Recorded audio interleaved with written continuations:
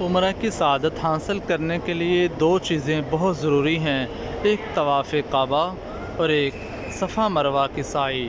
صفا مروہ وہ جگہ ہے، صفا اور مروہ یہ دونوں پہاڑیوں کے نام ہیں جہاں حضرت اماں ہاجرہ علیہ السلام نے حضرت اسماعیل علیہ السلام کی پیاس کے لیے دوڑ لگائی۔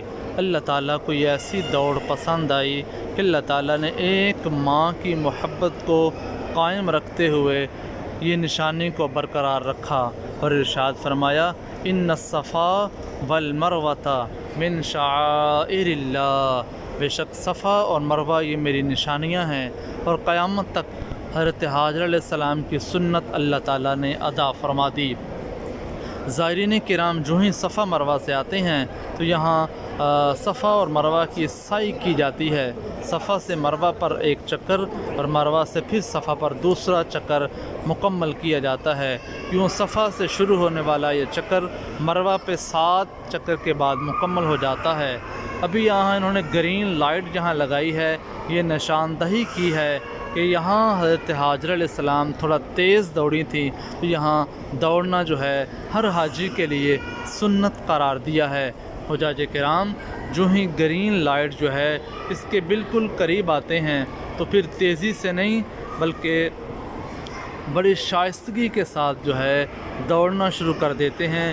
یہ حضرت اماں ہاجرہ علیہ السلام کی سنت ہے، اسے صفا مروہ کہا جاتا ہے۔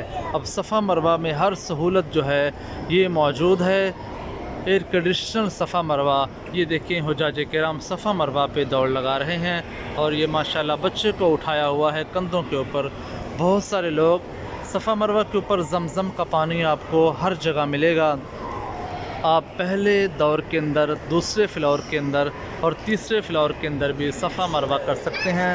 صفا مروہ کا یہ خوبصورت منظر جو ہے یہ آپ کے سامنے ہے، اور جتنے بھی زائرین ہیں، سامعین ہیں، سننے والے، دیکھنے والے حضرات ہیں، ان سے التماس ہے آپ بھی کمنٹس کے اندر دعا کریں کہ اللہ تعالیٰ بھی آپ کو مکہ المکرمہ کی بادب حاضری عطا فرمائے۔ یہ کوئی چھوٹی سعادت نہیں ہے، مسلمان کے لیے زندگی میں بہت بڑی سعادت ہے کہ صفا مروہ جو ہے اس کے اوپر سعی کی جائے اور حرم بیت اللہ کی زیارت کی جائے۔